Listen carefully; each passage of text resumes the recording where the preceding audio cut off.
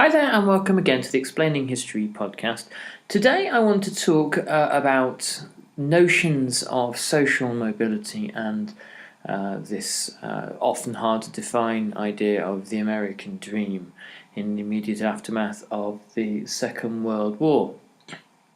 As we know, before the Second World War, really up to 1940, America had found it more difficult than any other advanced nation in the world to shake off the Great Depression. The memories of economic crisis and depression were writ large in the American psyche, and there were all sorts of acute anxieties at the end of the Second World War that America might indeed go back into depression. The standards of living that American people achieved in the mid to late 1940s were significantly higher than war-ravaged Europe and bankrupt Great Britain. And there was a belief that America had managed somehow to buck the trend of 20th century history, which was up until that point crisis. America represented to the GIs returning a land of opportunity. It very much depended on whether you're black or white, of course, and with the massive state intervention of the GI Bill and other huge areas of state spending, there was perfect conditions for economic boom. Not only had America captured world markets during the war, and competitors have been eliminated for at least one, if not two generations, particularly Germany and Japan, but also the fading powers of the British and the French were going to open up vistas of opportunity to America hitherto unforeseen. In the late 1940s, there was a widespread belief in the American dream, in that the American dream, I suppose, one can refer to really as social and economic mobility. Americans in the late 40s did earn more than their parents' generation had on the whole.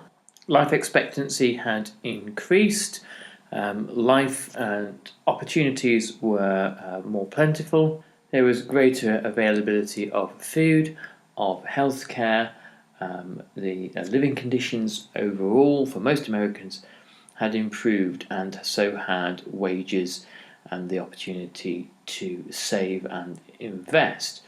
By 1945, total personal savings for Americans were $140 billion.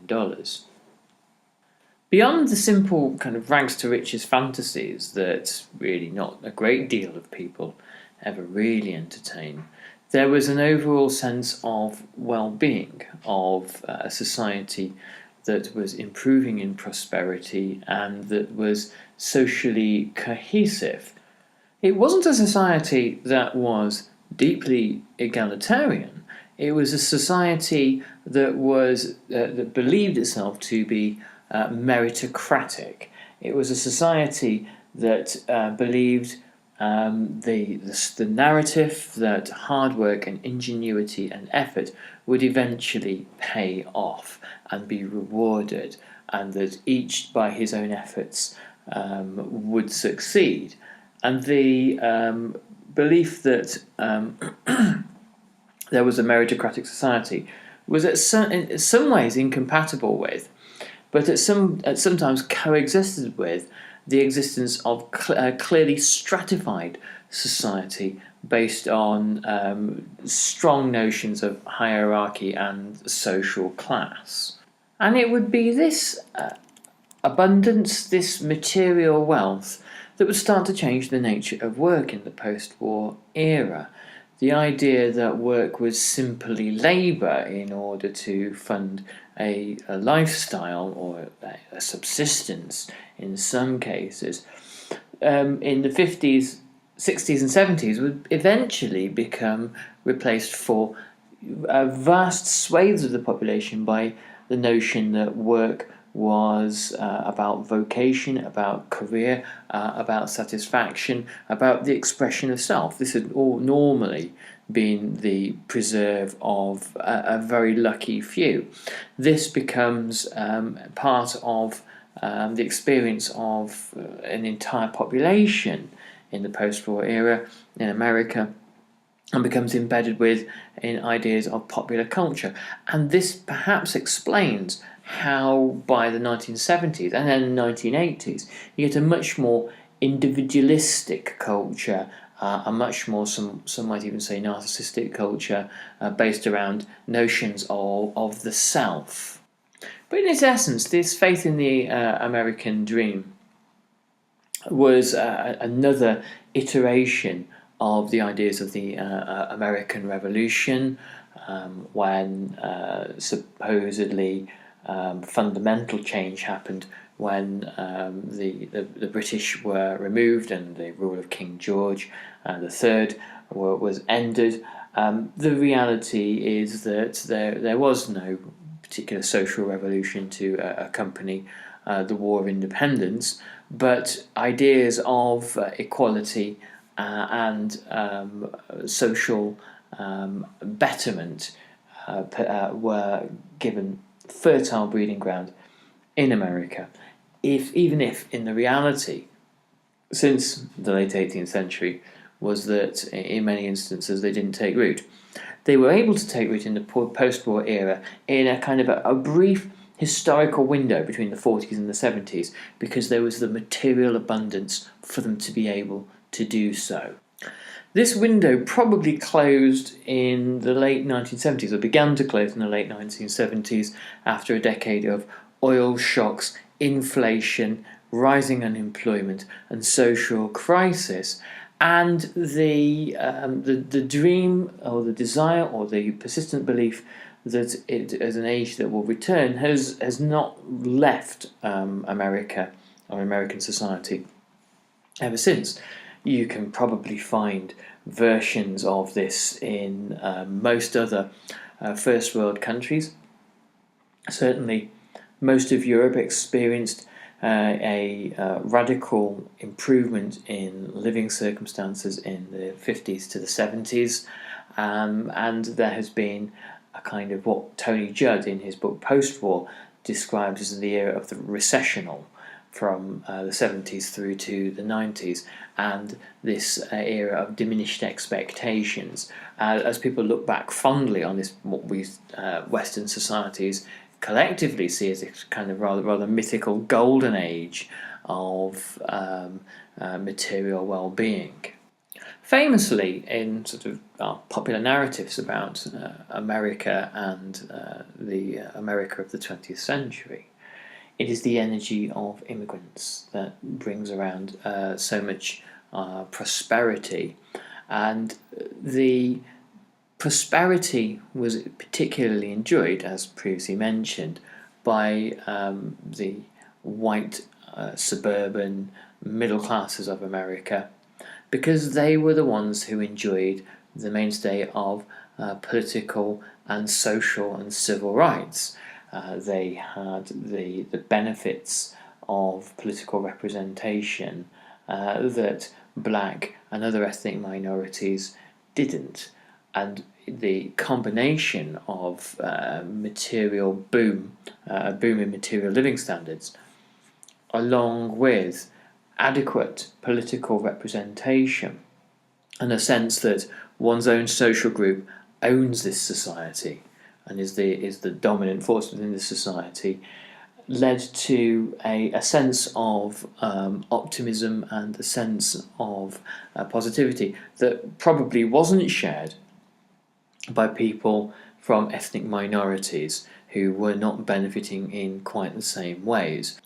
And this segregation of opportunity was something that would store up deep resentments and through the 1940s and 50s, and be one of the kind of the powering forces of the civil rights movement. Of course, black soldiers fought in the Second World War with just the level of courage and sacrifice that their white counterparts did, even though a great many were actually kept out of frontline service. They still returned with a sense that they had overthrown fascism and Japanese imperialism, and it was these sacrifices that Black Americans believed entitled them to a share of the prosperous post-war America that was now emerging. Not only had they fought on everywhere from Normandy to the Pacific, but also Black Americans had worked in the munitions industries and the shipbuilding industries and the aircraft industries and all the other vital war production that had made America the arsenal of the world. Part of the new era of social optimism was based around home ownership.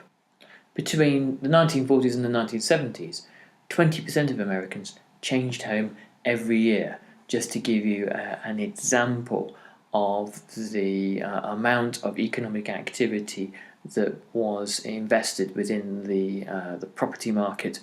So overall, despite the fact that social mobility wasn't a given for all people, and that in many cases there were Americans who didn't change their circumstances from one generation to the next, the fact that there was a widespread belief that this was possible counts for an awful lot. This shapes the optimism of post-war America, and it makes the idea that America was a society that was worth sacrificing for and fighting for and defending against external threats such as communism a very compelling one. Science and technology and the notion of progress through science and through the better understanding of the laws of the universe and of nature and of physics, and the ability, but through the use of science and engineering, to exploit the natural world was also part of the optimistic view of this era.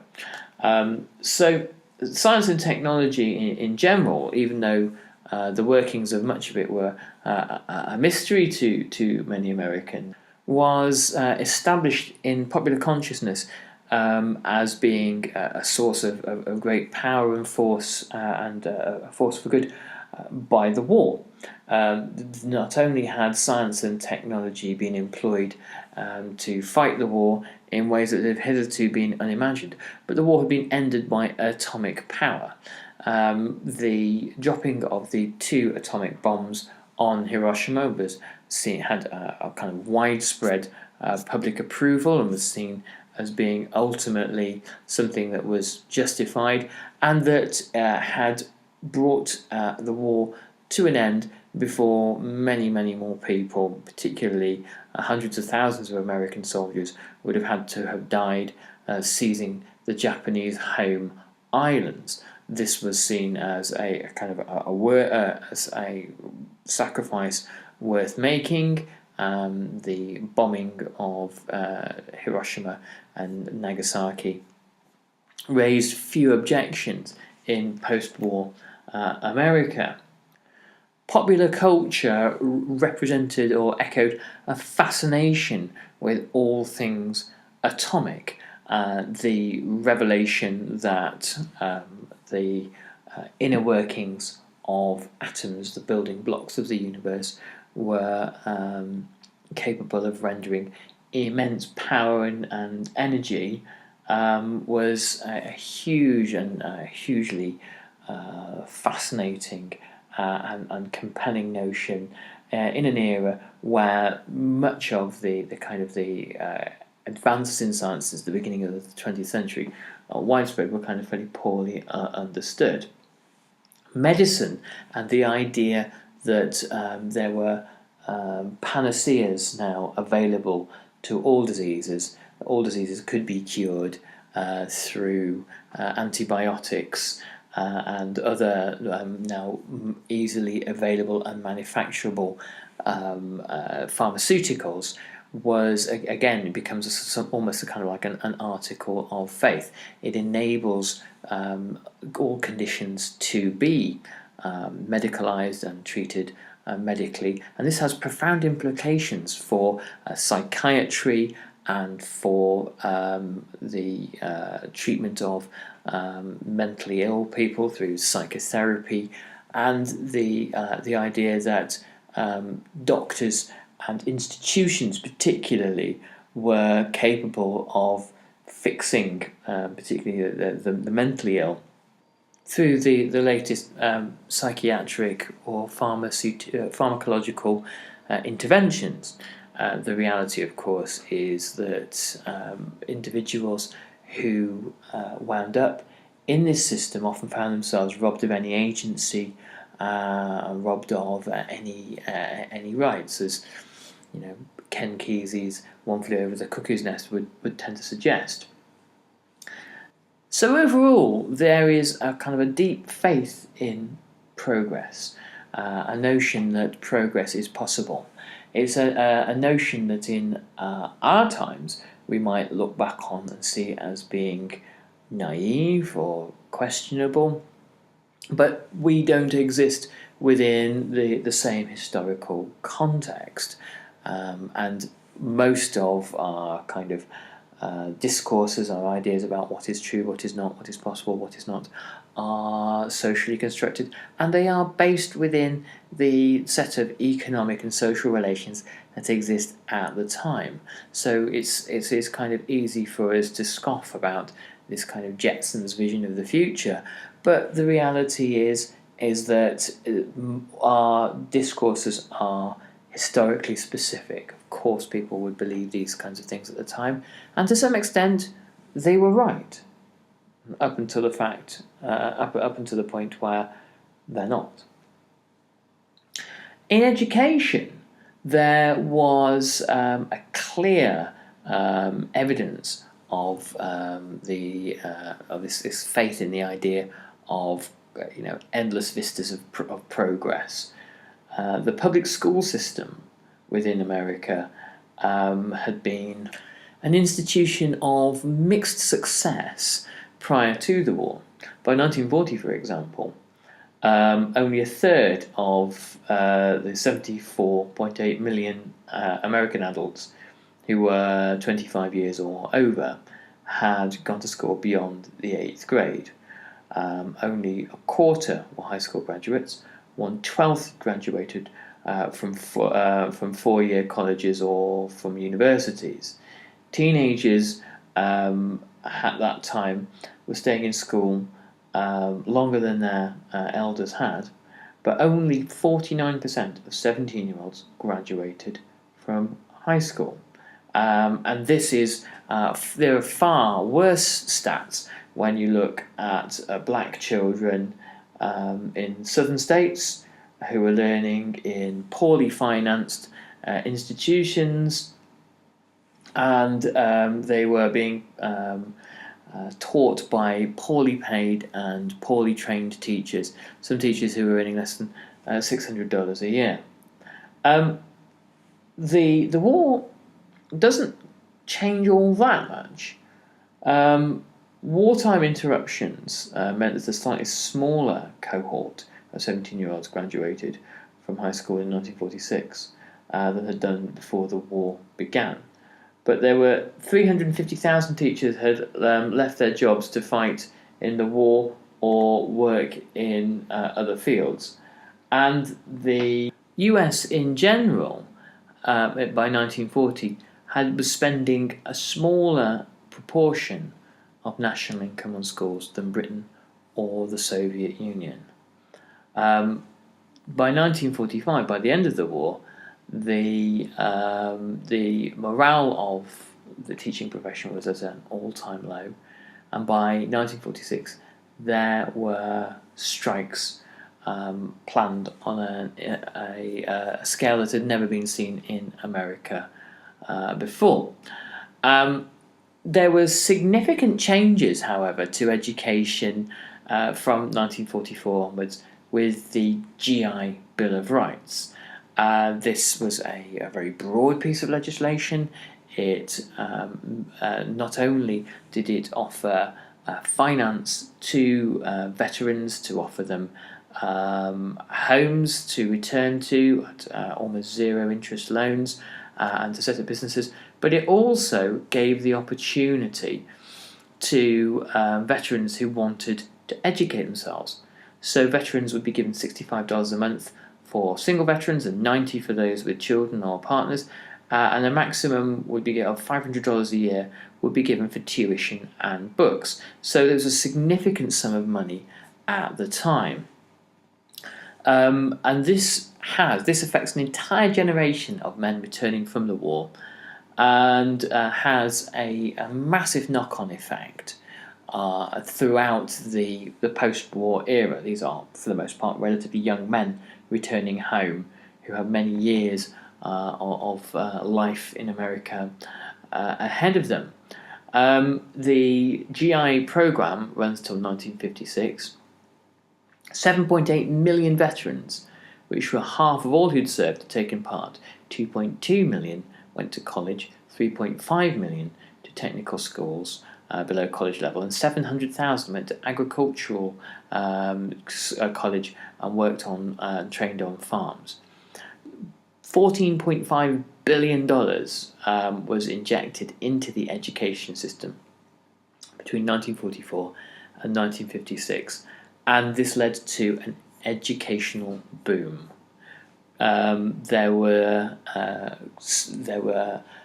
waves of men who went into colleges and schools and universities. Some were actually overwhelmed by the number of subscriptions for their courses. And of course, all these institutions suddenly found huge inflows of cash into their coffers. And the culture of many colleges and universities began to dramatically change. Many had been used to dealing with the upper middle classes, who were the only people who could previously have afforded to go to university, and upper middle class, mainly men, who had come with pre-prepared with a set of cultural and political and social assumptions. And now there were wave after wave of mainly working or lower middle class students who had already had the life experience of going to war, who had all sorts of technical skills, knowledge, know-how and experience, and who were probably not going to be taught or dealt with in quite the same way. Many took up vocational or business-related courses and wanted things that would be practical for them to develop their lives in post-war America. And it was an enormous boon to America's post-war economy, one of the most strategically long-lasting and important and influential and significant acts that the American government took in the post-war era. It provided, as I said, generations of Americans with the skills to become significant actors within the economy.